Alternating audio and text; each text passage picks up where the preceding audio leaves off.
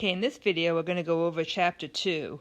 It's an overview chapter. That's a very important foundational chapter for us. So the opening line is, remember that fractions are our friends. Okay, kids in high school, kids in college, adults have problems with fractions. So whatever you can do as a teacher to build a good foundation for fraction understanding is essential, and we will greatly appreciate it, those of us that teach high school and beyond. So in this problem, the first thing, it says, how can I divide 6 brownies between 4 friends? And the whole thing is about how are you going to share this fairly? So this is how you kind of start out your instruction. So if you take whatever you want to have, number of friends you have, if you cut every single brownie into that number of friends, that will get you started. And you will see that you can very clearly represent what would be a fair share. And so 6 brownies divided by 4 people, each person would get 6 1/4 piece of brownies. Okay, so there'll be a lot of visual examples. We'll be stressing to a very great extent how practice with fractions really makes them so much more understandable, and using the proper terminology is going to be key. So let's go on to the next page. Okay, so new units and new notational system. With fractions, a term like Unit 1 may refer to more than one object, and that is key because many times teachers of fractions will always do a pizza and it will always be that one object. But look at this case. 1 unit could be 4 of these little hermit crabs. So then 1/4 of a unit would be 1 little hermit crab. Okay, and 1/2 of a unit would be 2 of the hermit crabs, So note that the fraction of a unit depends on how many items were in the original unit. Okay, so that is key. Moving on. Okay, the psychology of units. Be careful how you identify a unit and teach your students to also listen carefully for the identification. Okay, in this situation with the bumblebee tuner, this unit is a 4-pack of tuna fish. You can think of this as 1 4-unit composite unit. Compare that to the soup can. This unit is 1 can of soup. So how many cans are in 3 units? And you should be saying, well, there's 3 cans. Okay, there's 4 cans in 1 unit for the tuna fish, but there is only 1 can in 1 unit for the Campbell soup.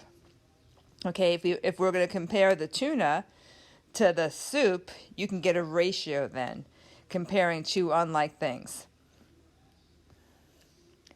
Okay, new operations and quantities. Our text tells us true understanding of the operations of multiplication and division can only come about when a student is able to construct composite units or units composed of multiple entities. So they're basically telling us that this fractional foundation is going to help with multiplication and division down the road. So it is critically important. Another little side note.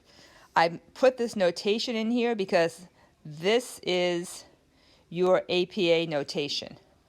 Okay, so that's what I want to see in our papers. So if you're going to do a direct quote, you're going to have the author, comma, the publication year, comma, page, period, and the page number. Okay, so I thought I'd just throw that out there as an example. Getting back to fractions. If you are given 30 marbles and you divide them into 6 bags, you get a new unit, and that new unit is called marbles per bag. Okay, so this unit is different than the marbles and different than the bags. So again, you've got to be precise with your language. Okay, a complication of this new wording is that some things are renamed. So for example, miles per hour is really a fraction. Miles per is a division line, hour. And this is often renamed as speed. When you do that, you lose the fractional nature of it. So that's just something to keep in mind. So let's solve a speed problem. If Mr. Hogue traveled 150 miles in 2.5 hours, what was his average speed for the trip? So here, average speed, they want to know what's the average miles per hour. Okay, so you would take the 150 miles and you would divide it by 2.5 hours. Okay, and that's how you're going to get your answer. So what will your answer be? So you should quick do that. But you should be getting 60 miles per hour. So, and that's often written miles per hour. But you want to have your students understand that it really is miles over hours. Okay? And you can say the speed is 60 miles per hour. But really stress the fact that it's miles divided by hours, because when they have to work with these kind of numbers in word problems, that will really help them when it comes time to doing conversion of units. Okay, inference of a whole number, sometimes this is a big problem. Okay, in whole number operations, many students come to rely on the model of repeated addition to help them think about multiplication. Okay, many times we kind of buy into that and teach it that way. The model of sharing some set of objects among some number of children to help them think about the process of division is also used. But sometimes you can't do that. So for example, these are from the text. A car traveled an average speed of 52 miles per hour on a trip that took 3.4 hours. This should say, by the way, how far? How far did it, meaning the car, travel? Okay, so it'd be hard to use the addition concept to get that. So you would definitely just rely upon your multiplication. Okay, so that multiplication, and this is more advanced than what we're doing right now, is going to end up getting an answer of 176.8 miles. Okay, how about this next one? A car traveled an average speed of 51 miles per hour. So 51 miles per hour, and consumed 1.5 gallons per hour of gasoline on a certain trip. What was the car's fuel efficiency? So here again, fuel efficiency, you'd have to probably explain that clearly. That's going to be miles per gallon. So miles per gallon is going to be your fuel efficiency. So in order to get that, you would have to do a division problem. Okay, so you would say 51 miles divided by that, because you can't really count up. You can't do anything other than division to handle this problem. And you're going to end up getting 35 miles per gallon. Okay, the reason why we're doing these problems is not for the math, but for the reasoning. Let's go on to the next page. Okay, another problem, multiplication does not always make things bigger, and division does not always make things smaller, I should say. Division doesn't always make things, try and make that smaller. Okay, so that's a problem, okay? So, and I'm going to pull your attention down here too. This issue may be at the root of the problems with the children's work on the first page of our chapter. So if you go back and look at that after you've watched this video, you can see that they were confused because they weren't getting the size numbers that they wanted to get. So here this first problem says 3/4 times 1/2. Okay, you're doing multiplication, but you actually, the number we start with is bigger than the number we end up with, because we end up with 3/8, which is smaller. Okay, again, these are just concepts that we're throwing out, and these concepts are what makes teaching fractions difficult. Okay, the next one, 9/10 divided by 3/5. Okay, the number we started with is smaller than the quotient, which is the answer. So you end up getting 3/2. Okay, so just things to think about. this hopefully is convincing you that doing this fraction lesson, multiple lessons correctly, is going to be key to children's understanding and success later on in math. Okay, page 25 of your textbook goes through some other issues also, like even though a fraction is written with two numerals, it stands for one number. Okay, so 1/2 is two numerals, 1 and 2. But yet 1/2 itself is one number. Okay, and then in terms of like relative size, okay, we know that 7 is greater than 3, but then 1/3 is greater than 1/7, but 7/2 is greater than 3/2. So location, location, location. That's going to be a big determining factor. If the location of the larger digit is in the denominator, that number is smaller.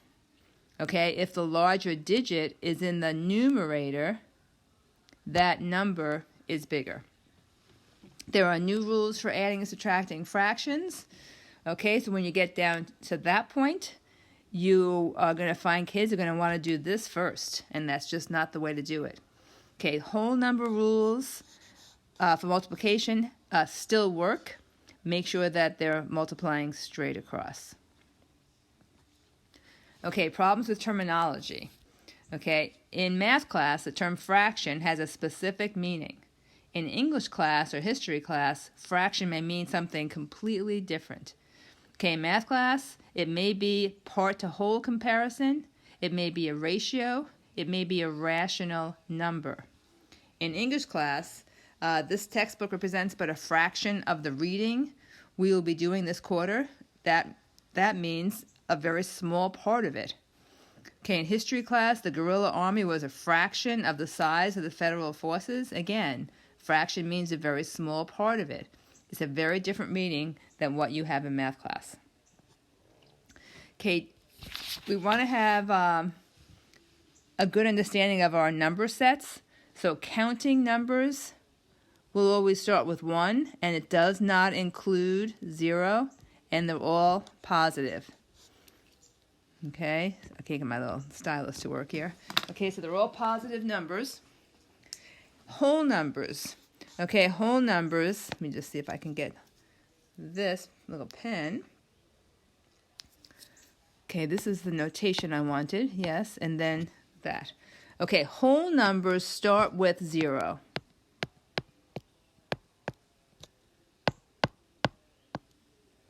Okay, so if you think about whole and think about that being a 0, that may help you if you have difficulty kind of committing these things to memory. That's something you can kind of hang your hat on.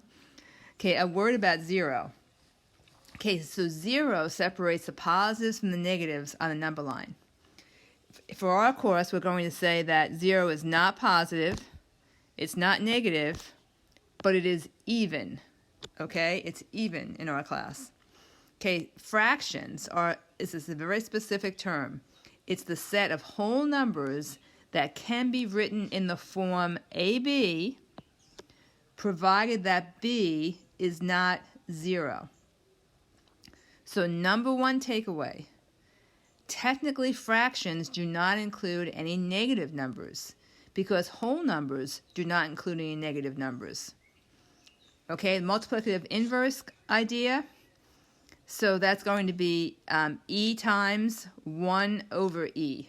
So that allows you to get 1 back. Okay, so if you have 2 times 1/2, that is a multiplicative inverse. It also is just a 1, and that knowledge is going to help us when we do our multiplication. We can take some shortcuts knowing that if you multiply a number by its multiplicative inverse, you will always get a whole number 1 back. Okay, integers. Integers are the long hash marks on your number line. Okay, so if this is 0, this would be 1, 2, 3, -1, -2. Okay, There are no fractional components to it. They are the whole numbers and then their additive inverses. Okay, so we have a couple of properties here. Multiplicative inverse gets you back your 1. Additive inverse takes you back to 0. So what would be 2's additive inverse? It would be negative 2. Okay, in terms of listing out integers, this should be a 2 here. So that's how you would list them out. Okay, rational numbers. So rational numbers joins fractions with their additive inverse. Okay, so fractions joins fractions with their additive inverse. Another very big thing is that numbers are in the form a over b, but b can never ever be 0.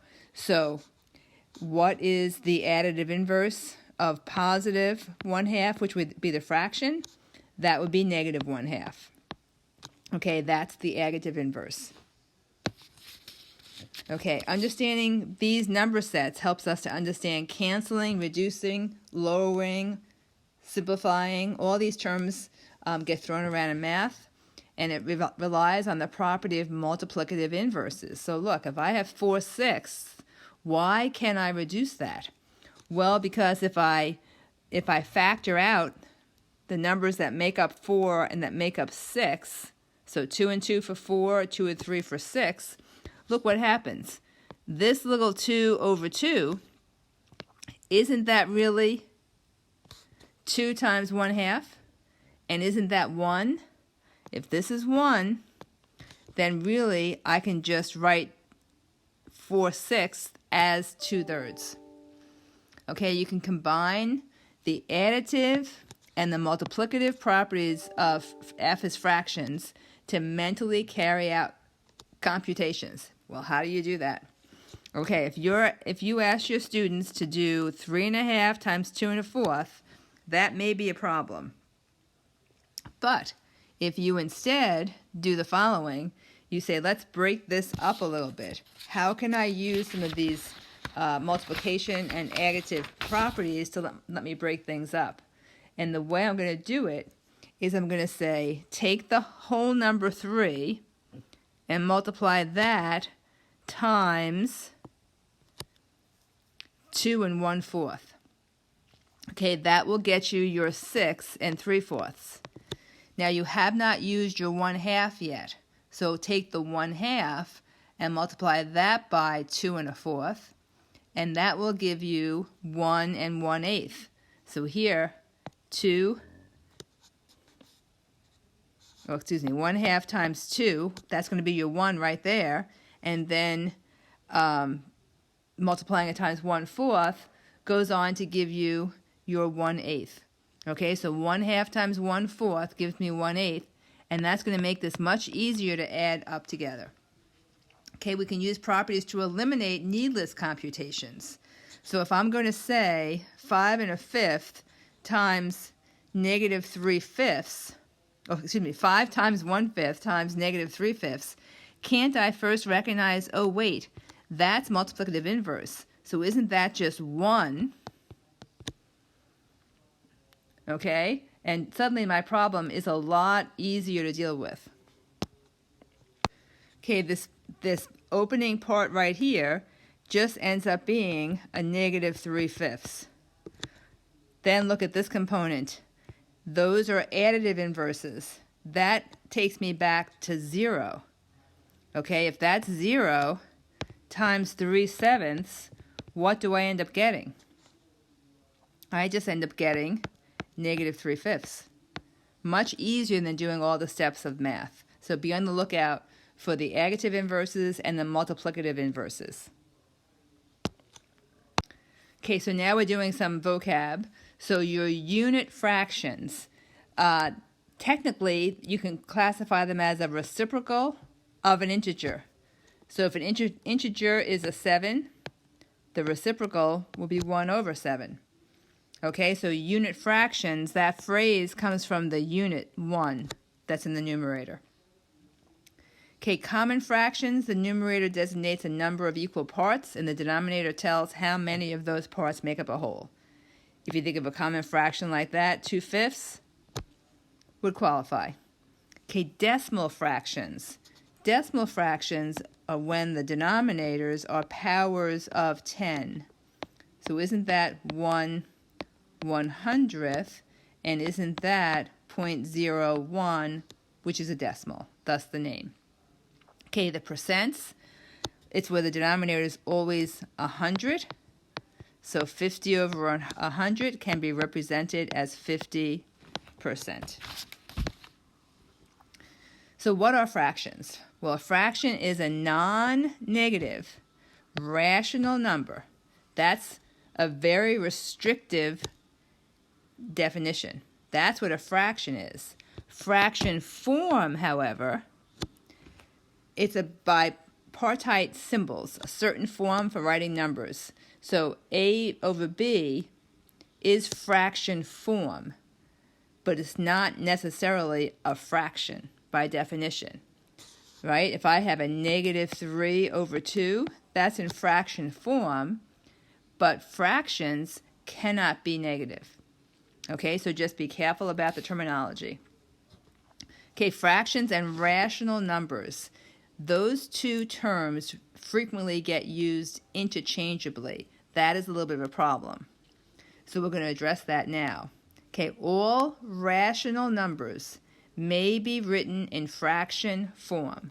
So for an example, 1/2, that's a rational number, and it can be written as a fraction. But not all numbers written in fraction form are fractions. Okay? E over 7, pi over 5, these are irrational numbers. So therefore, by definition up here, they cannot be fractions. They're just fraction form. Okay, another little problem. Each fraction does not correspond to a different rational number. Okay, what does that mean? Well, if I have 2/4, and I have 3/6, and I have 5/10, don't they all correspond to 1/2? So that's not a unique number. Okay, rational numbers may be written as fractions, but they may be written in other forms as well. Okay, so what does that mean? So rational numbers, by definition, they are terminating decimals, non-terminating repeating decimals. Okay, so this is one thing. What would be an example of a terminating decimal? How about 0.5? That's 1/2. You can write it either way. Another category, non-terminating and non-repeating. So how about 1/3? Isn't that 0.3? And bar notation means that the 3's continue. Percents, okay, you can write it as 10% or as 10 over 100. Okay, ratios, 1:2, can also be written 1:2 like that. And rates, how about 8 miles per hour? It's frequently written like that. In fraction, it's going to be 8 miles per 1 hour. Okay? Not rational numbers. They are non-terminating, non-repeating decimals. Those are not rational numbers. So examples are e and pi. Okay? Okay, when we speak of as fractions as numbers, we are really referring to the underlying rational number. Okay, if I talk about 1/4 of something, okay, 1/4, that can mean lots of things. It could mean this.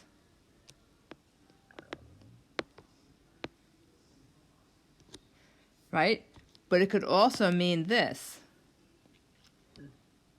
1, 2, 3, 4, 5, 6, 7. What if I colored 2 of them? Isn't that 2/8? And isn't that 1/4? So the 1/4 is the underlying number. So just bear that in mind. Okay, so fractions, ratios, and rates. Okay, a ratio is an ordered pair, so it's numerator, comma, denominator. That conveys the relative size of two quantities. A ratio may be a part-to-whole fraction, but that is not required. A ratio could be part of one to a part of another. So think about making orange juice or apple juice from frozen concentrate. Often ratios are expressed as per quantities. So miles per hour, donuts per box. Those are your examples of how ratios can be expressed as per quantities. If a ratio is extendable to a broader range of situations, then it is called a rate. Rate of pay, rate of tax, all those are rates. If we need to distinguish part-to-whole fractions from ratios, part-to-whole fractions will be represented as fractions, so that's part-to-whole. And if I wanted to tell you this is going to be a ratio, and so as not to confuse things, I would write it like that. So what are some examples of this? What if I said, what fraction of this class are boys? So 10 boys and 15 girls. So part-to-whole would be 10 over 25. What fraction are girls? Again, part-to-whole, 15 over 25. What's the ratio of girls to boys? If you're asking these kind of questions all about one problem, it is probably wise to use this kind of notation. Okay, the big takeaway. Do not think of fractions as only part-to-whole comparisons, and do not teach it that way. It is much more than that. Okay, so then they go through, let me go back one. Okay, so they go through multiple interpretations of the fraction 3/4. So John told his mother he'd be home in 45 minutes. Okay, that's 45 over 60, which reduces to 3/4. Melissa had 3 large circular cookies. Okay, so let's say she had 3 cookies. 3 different kinds, too. She cut each cookie into 4 equal parts. Okay, and she ate 1/4 of each of them. Okay, so that is 3/4. Okay, cupcakes come 3 to a package. Suppose that you quartered them and then you ate 1 portion. So say you ate this much. So you picked 3 out of the 12 little pieces. Okay, so that is 1/4, right? But isn't that 1/4 of a 3-pack? And isn't that kind of like 3/4 as well? So it all depends on the situation. Okay, for every 3 boys, there are 4 girls in the class. That's a 3-to-4 ratio. There are 12 men and 3/4 as many women. So 3/4 times 12. Jack had 3/4 of $1. That would be 75 cents. Sale is on. Everything is 3/4 off. So you're doing a percentage off. Jenny put 4 quarters in the machine and gets 3 tokens. So this is a 3-for-4 exchange. That's a whole different way of thinking about a fraction. Ted had 12 blue socks and 4 white socks. What is the probability of selecting a blue sock?